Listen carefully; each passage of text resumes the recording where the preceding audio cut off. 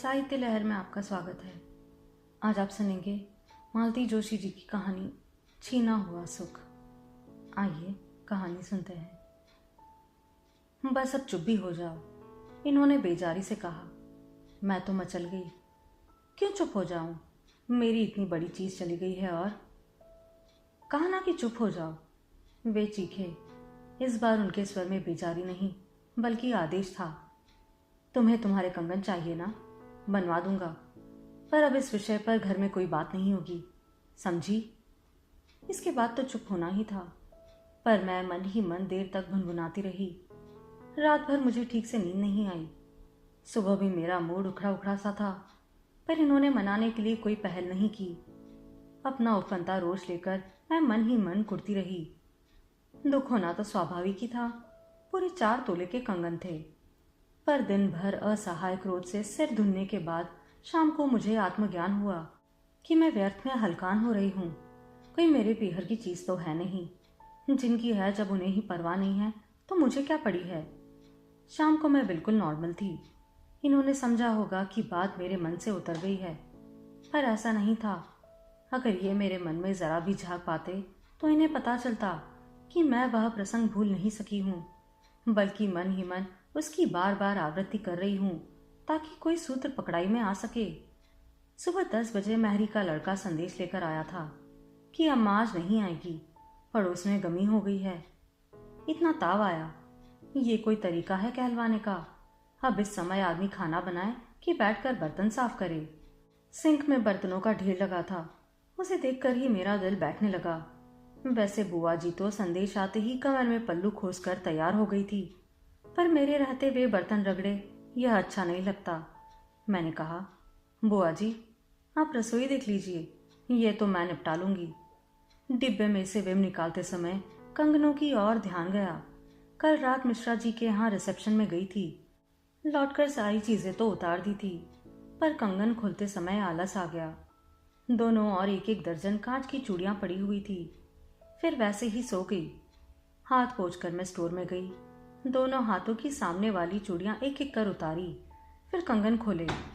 उसके बाद ही धुलाई का महाप्रसंग प्रारंभ हुआ।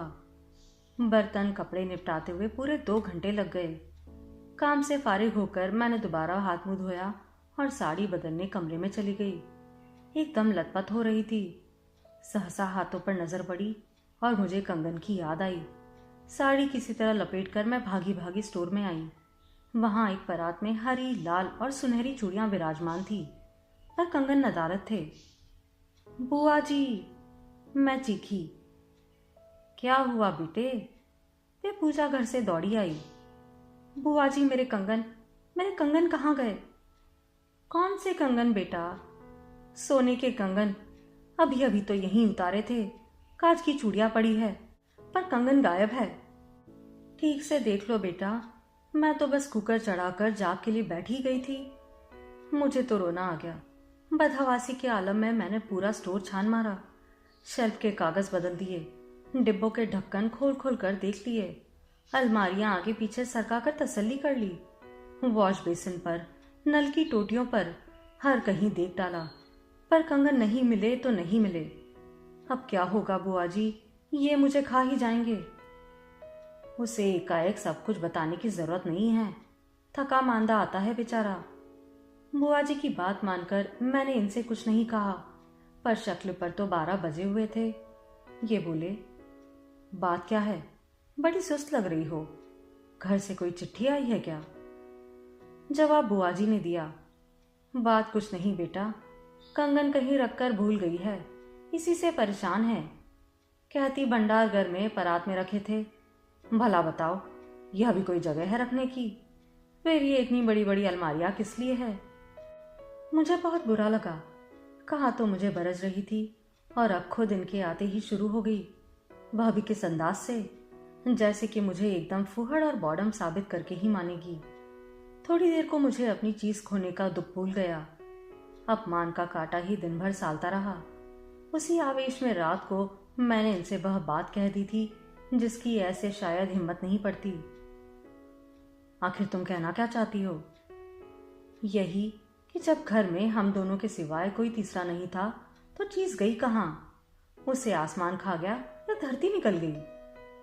क्या मतलब? अब मतलब भी मुझसे ही पूछेंगे? इसके बाद इन्होंने पहले बेजारी से और बाद में सख्ती से मुझे चुप हो जाने के लिए कहा और बोले, तुम्हें अपने कंगन चाहिए ना, बनवा दूंगा।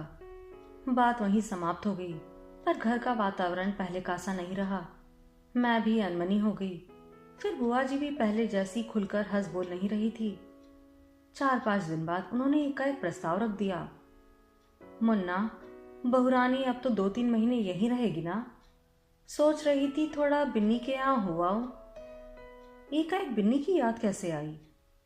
अपने बच्चों की याद क्या कभी भूली जाती है बेटा? वह तो आती ही रहती है। जाने का तो कब से मन हो रहा था, पर तुम्हारी रोटी पानी की तकलीफ होती इसलिए नहीं गई। अब बहुरानी आ गई है ना, तो बिन्नी को ही यहाँ बुला लो ना। मेरे ख्याल से उसे आए भी साल भर हो गया है। मेरी शादी में आई थी। अरे बेटा, अब उसका बार बार निकलना कहाँ हो पाता है। अच्छा ठीक है, ओमकार से कहकर रिजर्वेशन करवा दूंगा।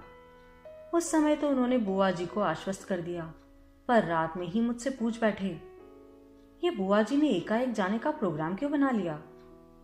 मुझे क्या मालूम, कहीं तुमने उनसे कुछ कहा तो नहीं? मैं क्यों कहने लगी? आपने मना कर दिया था।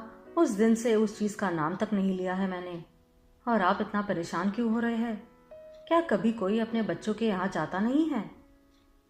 बुआ जी जरा पुराने ख्यालात की है। समधिया इनमें जब तब जाना उन्हें अच्छा नहीं लगता। बिन्नी की सास मरी थी, बस तभी एक बार गई थी। बिन्नी ही हर साल आती रही है। इस साल नहीं आई है तो शायद यह भी मेरा ही दोष होगा। नहीं, दोष तो मेरा है। तुम्हारे आने के बाद उसे संकोच होना स्वाभाविक है। मुझे ही पहल करके बुलावा भेजना चाहिए था, याद ही नहीं रहा। मैं खुश हुई। चलो मैं तो बरी हो गई। 4-5 दिन बाद ओमकार टिकट लेकर आ गया। ओमकार इनका पीर बावर्ची सब कुछ है। घर के बाहर के सारे काम वह देखता है। फिर चाहे सिनेमा का टिकट लाना हो या रेलवे का, बैंक से पैसे निकलवाने हो या डाक खाने से, क्लिनिक की भी सारी व्यवस्था वही देखता है। उसी के बल पर ये निश्चिंत होकर पेशेंट देखते रहते हैं। उस समय बुआ जी रामायण में गई हुई थी। मुझे टिकट थमाकर ओमकार बोला, अम्मा जी को एकाएक बिटिया की याद कैसे आ गई? बेटी है तो याद तो आएगी ही। उनकी भी 3-4 चिट्ठियां आ चुकी है। चिट्ठियां तो आएगी ही, वहां भंडार जो खाली हो गया होगा। क्या कह रहे हो? झूठ थोड़ी ही कह रहा हूं। आप महरी से पूछ लीजिए। जब भी बिटिया रानी आती है यहाँ से भर भर कर ले जाती है। एक संदूकची लेकर आती है और जाते समय ढेर सा सामान ले जाती है। बड़ी, पापड़, अचार, मुरब्बे, मसाले, चादरें और ना जाने क्या क्या। हम तो नौकर आदमी है भाभी जी, पर बुरा तो लगता है। घर में कोई और देखने वाला नहीं तो क्या हुआ? किसी भी भले मानस का इतना फायदा नहीं लेना चाहिए। बात ऐसी है ओमकार भैया कि पीहर के नाम पर बिन्नी के लिए यही एक घर है। तो इसका मतलब यह थोड़ी है कि आप सामने वाले को लूट ही लो, उसने आवेश में कहा। फिर भेद भरे स्वर में बोला, एक किस्सा सुनाओ। डॉक्टर साहब से तो नहीं कहेंगी? उनके पास कुछ कहने सुनने की फुर्सत भी है।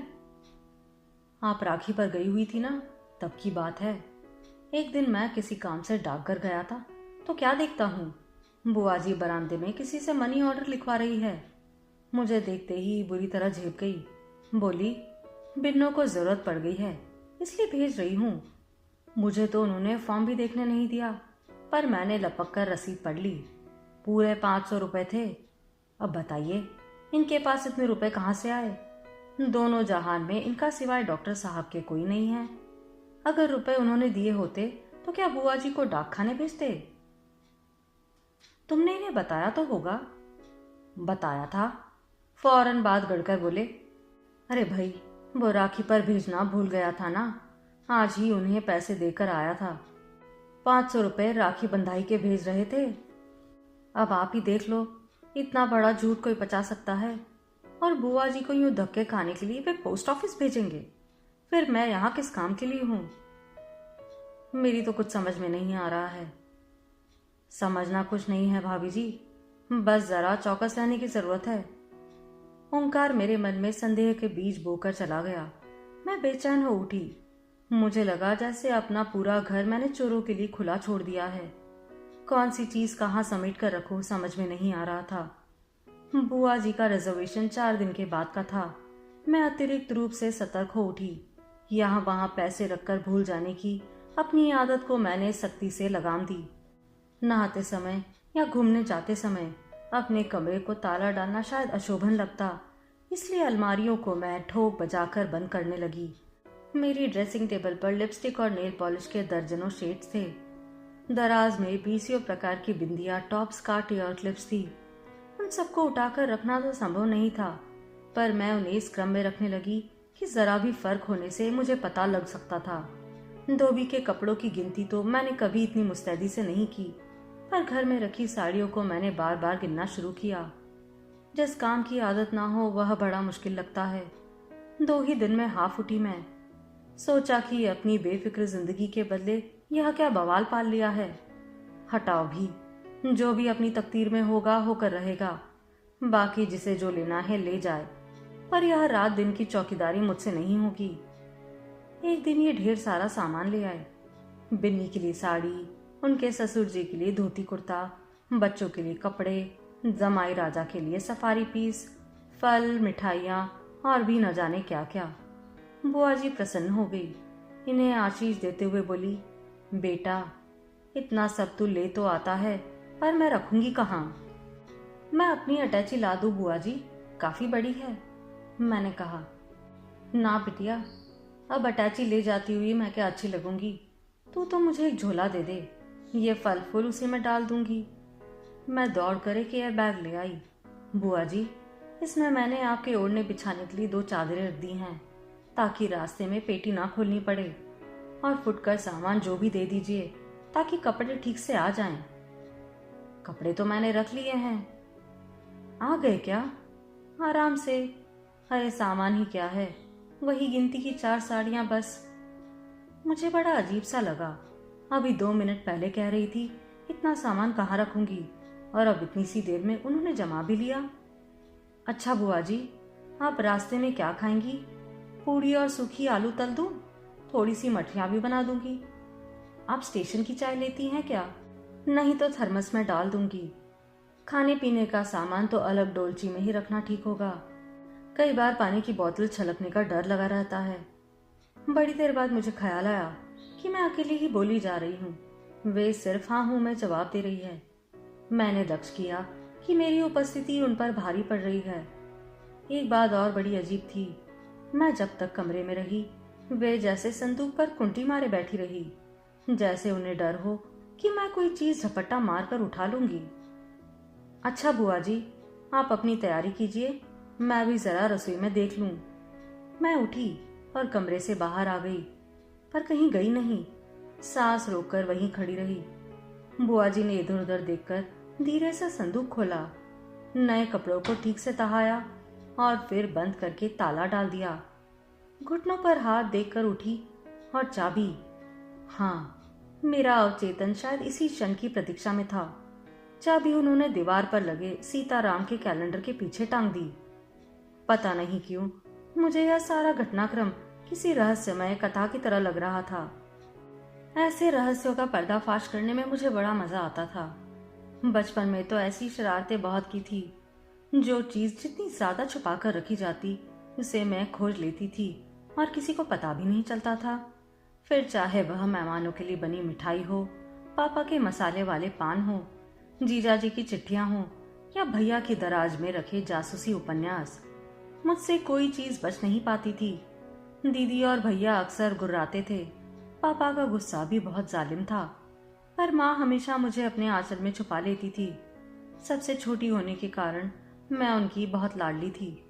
अक्सर कहती, छोटी मोटी शरारतें करने का तो हर बच्चे को जायज हक है। बचपन की बातें बचपन के साथ ही पीछे छूट गई थी, पर बुआ जी ने जैसे सोए नाक को जगा दिया था। मेरी पुरानी आदत फिर से फन उठाकर खड़ी हो गई थी। अब मुझे सिर्फ मौके की तलाश थी। बहू, यहाँ कुछ करवाना तो नहीं है? मैं जरा सामने हो आती हूँ। सामने मतलब कपूर साहब के यहाँ? नहीं रे, मिश्राइन से मिलने जा रही हूँ। कल मंदिर में सबसे भेंट हो गई थी, पर वे शायद बीमार है। सोचा उन्हें देख आऊं। घड़ी भर में लौट आऊंगी। यहाँ कुछ करवाना तो नहीं है? आप इत्मीनान से हो आइए, मैंने आटा सानते हुए कहा। यहाँ क्या करना है? बस पूड़ी भर उतारनी है। बुआ जी जाने लगी तो आटा सने हाथ लेकर मैं पीछे हो ली। दरवाजा बंद कर लेती हूँ बुआ जी, रसोई में रहो तो बाहर का कुछ पता नहीं लगता। वे सीढ़ियां उतर गई तो मैं बरामदे की झीरी से देखती रही।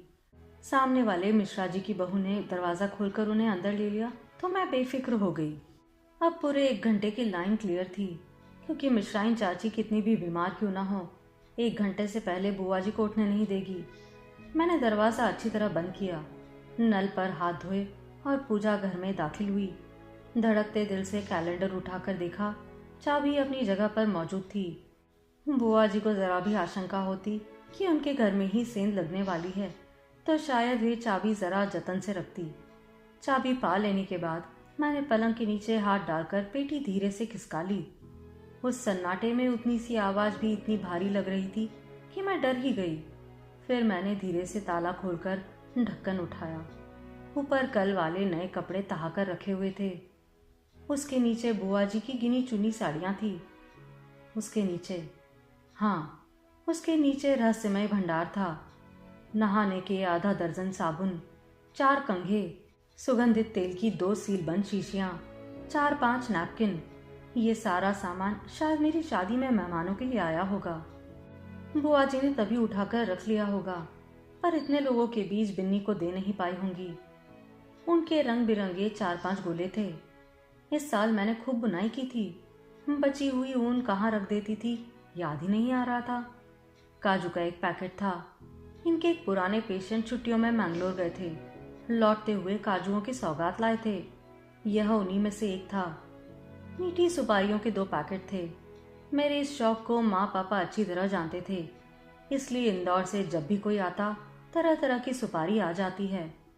और उसके बाद रुमाल में बंधी एक छोटी सी पोटली थी। मैंने उठाया तो जैसे मेरा खून ही जम गया। हाँ, मेरे कंगन ही थे, मेरे ही रुमाल में बंधे हुए थे। मन हुआ अभी इसी दम दौड़कर मिश्रा जी के यहाँ जाऊं और बुआ जी, लेकिन मैंने संयम से काम लिया और कुछ देखने का उत्साह मुझ में बाकी नहीं था। मैंने कंगन छोड़कर बाकी सारी चीजें करीने से रखी, ठीक से ताला लगाया और संदूक धीरे से पलंग के नीचे सरका दिया। चाबी भगवान जी के पीछे पुनः सौंपने लगी और क्षमा मांग ली और पूजा घर से बाहर आ गई। लौटकर फिर एक बार देखा कि कहीं कोई सुराग तो नहीं छूट गया है। तब जाकर मैं निश्चिंत हो गई। इस काम में मुश्किल से 15 मिनट लगे होंगे, पर मुझे लगा जैसे युग बीत गया है। हर आहट पर मैं चौक चौक पड़ती। अपने कमरे में जाकर 5-10 मिनट सुस्ताने के बाद मैं नॉर्मल हो पाई थी। बुआ जी अपनी सखी से गले मिलकर लौटी। उस समय मैं मठरियाँ उतार रही थी। गैस पर दूसरी और गाजर का हलवा भी सिक रहा था। नाश्ते का सरंजाम देखकर बुआ जी प्रसन्न हो गई। उसी प्रसन्न मुद्रा में उन्हें रात में लखनऊ की गाड़ी में बैठाया। पुष्पक एक्सप्रेस सदा की तरह लेट थी। स्टेशन से लौटते हुए हमें 12 बज गए थे। दिन भर मेरे मन में सुगबुगाहट होती रही, पर फुर्सत से इनके पास बैठने का, कुछ कहने सुनने का समय ही नहीं मिला। उतनी रात को फिर वह किस्सा लेकर बैठने का हौसला ना रहा। बस सोकर हम दोनों ही बिस्तर में दुबक गए। सुबह जब आँख खुली तो कमरे में धूप फैल चुकी थी और श्रीमान जी कुर्सी पर बैठे जूते बांध रहे थे। अरे, मैं हड़बड़ाकर उठ बैठी। मुझे एक बार जगा तो लेते। कोई बात नहीं, अब जग गई हो तो चाय ले आओ। अच्छा, सुबह सुबह एक खुशखबरी सुन लो। देखो, ये क्या है? उन्होंने मुट्ठी सामने की। क्या है? कंगन है तुम्हारे, गद्दे के नीचे रखे हुए थे। रात भर चुपते रहे, सुबह देखा तब पता चला। अजीब हो तुम भी, चीजें कहीं रखकर कहीं ढूंढने लगती हो और फिर घर सर पर उठा लेती हो। देखिए श्रीमान जी, मैंने गंभीर होकर कहा, सुबह सुबह झूठ मत बोलिए। मैंने जरा भी तूफान नहीं मचाया था। आपकी आज्ञा से खून का घूंट पीकर रह गई थी मैं। और रही इन कंगनों की बात, तो अगर ये गद्दे के नीचे होते तो आपको रोज चुपते। ये कहाँ से बरामद हुए हैं जानते हैं? बताइए। फिर मैंने पलंग की पार्टी पर बैठकर उन्हें तफसील से अपना खोज अभियान सुनाया। कंगनों को उंगलियों में गोल गोल घुमाते हुए वे बस सुनते रहे। उन्होंने कोई प्रतिक्रिया नहीं दी। अपनी बात कह चुके जाने के बाद मुझे याद आया, यह सुबह सुबह मैं क्या रामायण लेकर बैठ गई हूँ। उन्होंने अब तक चाय नहीं पी है। दौड़कर मैं रसोई में गई, फटाफट 2 कप चाय बनाई, टोस्ट सेके और कल वाला नाश्ता थोड़ा सा प्लेट में डालकर मैं ले आई। कमरे में आकर देखती हूँ श्रीमान जी जूते के साथ ही पलंग पर लेट गए हैं। अरे यह क्या, आज क्लिनिक नहीं जाना है? अनु, इधर आओ जरा। घर में बुआ जी की उपस्थिति के कारण सुबह सवेरे रोमांस की गुंजाइश जरा कम ही होती है। पहले तो मुझे लगा कि श्रीमान जी आज मूड में हैं, पर उनका स्वर रोमानी नहीं था, बल्कि बहुत उदास और गंभीर लग रहा था। अनु, ये कंगन क्या सचमुच इतने कीमती है? क्या मतलब? जाकर जरा सोने का भाव पता करो, तब मालूम होगा। मैं बाजार भाव की बात नहीं कर रहा, मैं तो यह कह रहा हूं कि कोई भी जेवर क्या इतना कीमती, इतना महत्वपूर्ण है कि उसके लिए तुम्हें चोर बनना पड़े? क्या कह रहे हैं आप? अपनी चीज ढूंढने के लिए कोई चोर हो जाता है? लेकिन उस चीज को हासिल करने के लिए तुमने कितनी उठापटक की, घात लगाकर चाबियों का ठिकाना मालूम किया, मौका देखकर सूने में संदूक खंगाला, अपने मतलब की चीज निकालकर उसे फिर जस का तस रख दिया। चोरी और किसे कहते हैं? मैं चुप। बुआ जी की मजबूरी तो मैं समझ सकता हूं अनु, पर तुम्हें ऐसी क्या मजबूरी थी? मुझे भी ताव आ गया। बुआ जी की भी ऐसी कौन सी मजबूरी है कि उन्हें चोरी करना पड़े? एक इन कंगनों की बात तो है नहीं, इस घर से तो पता नहीं क्या क्या लखनऊ पहुंचता रहा है। यही तो उनकी मजबूरी है। वे बिटिया को भर भर हाथों से देना चाहती है, पर उनके पास तो कुछ है नहीं, फिर ऐसे उल्टे सीधे काम करती है। यह तो कोई बात नहीं हुई। हम तुम भरे पूरे परिवार में पैदा हुए हैं अनु, इसलिए नहीं जानते कि अभाव क्या है। पर बुआ जी ने जीवन में सिर्फ अभाव ही अभाव देखा है। उनकी शादी से पहले इस घर की हालत भी अच्छी नहीं थी, इसलिए उनका रिश्ता भी साधारण घर में हो सका। 10-12 साल जैसे तैसे कट गए, पर फूफा जी की मृत्यु के बाद तो उस घर में एक दिन काटना भी दुभर हो गया। माँ बेटी जैसे सबके लिए भार हो गई। हार कर बाबूजी उन्हें यहाँ ले आए। माँ मेरी लक्ष्मी स्वरूपा थी, देवी थी। उन्होंने माँ बेटी को हाथों हाथ लिया। समवयस्का ननन के दुख में साझीदार होकर उन्होंने अपने भी सारे शौक त्याग दिए, केवल सुहाग की चीजें भर पहनती रही। बिन्नो को तो वे बेटी की तरह चाहती थी, उसे भी डॉक्टर बनाने का संकल्प था, पर बाबूजी का पहला हार्ट अटैक आते ही ऐसी हाय तौबा मचाई बुआ जी ने कि बिन्नो की पढ़ाई भी ठप हो गई। देख सुनकर जल्दी से उसके हाथ पीले कर दिए। यह तो संयोग की बात है कि बाबूजी उसके बाद भी 4 साल जीवित रहे। बेचारी माँ ही निमोनिया का बहाना लेकर पहले चली गई। बाबूजी ने अपनी शक्ति भर बिन्नी को दहेज दिया। माँ पीहर तीज त्योहार पर उसे बुलाती थी, हर बार उसके यहाँ कुछ ना कुछ भेजती रही, पर जब तक वे दोनों थे बुआ जी तो देने के सुख से वंचित ही रही। अपना शौक उन्होंने बाद में पूरा किया, सारी कसर निकाल ली। तुम्हारे इस घर में आने से पहले 5 साल तक वे ही इस घर की मालकिन थी। इस दौरान माँ की साड़ियाँ, स्वेटर, चप्पल, पर्स घर से गायब होते रहे, पर मैं जानकर अनजान बना रहा। एक बार तो लखनऊ में बिन्नी के घर में माँ के प्रिय लेमन सेट में शरबत पीकर आया हूँ, पर मैंने कभी कुछ नहीं कहा। जिसे बचपन में माँ के समान आदर देता आया हूँ, उस पर चोरी का इल्जाम कैसे धर दूं? मेरा मन इस बात की कभी गवाही नहीं देगा। कुछ देर तक कमरे में सन्नाटा सा छा गया। बड़ी देर बाद मैंने कहा, बुआ जी के साथ तो चलो मान लेते हैं एक साइकोलॉजिकल प्रॉब्लम है, पर बिन्नी दीदी, वे तो पढ़ी लिखी हैं, उन्हें तो इस तरह लेते संकोच नहीं होता। वे फीकी हंसी हंसकर बोले, उसकी प्रॉब्लम दूसरी है, वह अपने कॉम्प्लेक्स में मरी जा रही है। कैसा कॉम्प्लेक्स? हम लोग संपन्न घरों के बच्चे हैं अनु, प्यार के मामले में भी हम भाग्यशाली रहे हैं, इसलिए हमारे भीतर किसी तरह का हीन बोध नहीं है। हम उस बचपन की कल्पना भी नहीं कर सकते जहाँ ना स्नेह था, ना सुविधाएं थी, ना साधन थे। बिन्नी का भी ऐसा ही अभागा बचपन था। पिता के रूप में उसे एक बीमार आदमी ही याद आता है। वे भी उनके रहते सिर पर छत तो थी, पिता की मृत्यु के बाद तो वह भी पराई हो गई। बाप का साया उठते ही माँ भी एक कर्कश स्त्री में बदल गई। अपनी विषम परिस्थितियों का आक्रोश वह इस निरीह बच्ची पर उतारती रहती। दिन भर माँ की डांट फटकार और चाचा ताऊ की धुतकार सहते सहते लड़की सूख कर काटा हो चुकी थी। मुझसे 3 साल बड़ी थी बिन्नी, पर जिस समय हमारे यहाँ आई थी ऐसी मरगिल सी लगती थी, उसे दीदी कहने का भी मन नहीं होता था। बुआ जब तब उसे धमाधम कूटती रहती थी, तब बेचारी माँ उसे अपने आंचल में दुबका लेती थी। बाद में मुझे लगने लगा कि माँ के मन में करुणा उपजाने के लिए बुआ यह नाटक करती थी। इस घर में बिन्नी को सारी सुख सुविधाएं प्राप्त थी, भरपूर लाड प्यार मिल रहा था। फिर भी यह बात वह कभी नहीं भूल सकती कि यह घर उसका नहीं है। वह तो यहाँ केवल एक आश्रित है। अपना कहीं कोई ठिकाना ना होना कितना करुण होता है, इसकी हम तुम कल्पना भी नहीं कर सकते। इसलिए बिन्नी शादी पर बहुत खुश थी।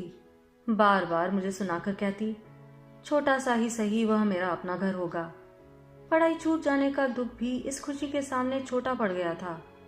यह तो उसे शादी के बाद मालूम हुआ कि उस अपने घर में भी सिर ऊंचा खड़ा करने के लिए पीहर की बैसाखी की जरूरत पड़ती है। इस देश में बहुओं का मान सम्मान उनके रूप गुण से नहीं, दान दहेज से आका जाता है। इसलिए बिन्नी ने अपने लिए एक वैभवशाली पीहर की कल्पना कर ली है और बुआ जी उसकी कल्पना को परवान चढ़ा रही है। ट्रिंग, फोन की घंटी बजी तो हम दोनों हड़बड़ाकर उठ खड़े हुए। इन्होंने घड़ी देखी। माय गॉड, 9 बज रहा है। वहां पेशेंट्स मेरी जान को रो रहे होंगे। चलते हुए इन्होंने दोनों कंगन अपने बैग में डाल लिए। ये क्या कर रहे हैं? नए बनवा लाऊंगा, यह डिज़ाइन मुझे पसंद नहीं है। वे जाने को मुड़े और फिर पलटकर बोले, एक बात और अनु, बुआ जी को कभी पता ना चले कि तुमने उनकी चोरी पकड़ ली है। प्रॉमिस? क्या जवाब देती मैं। आप सुन रहे थे मालती जोशी जी की कहानी छीना हुआ सुख।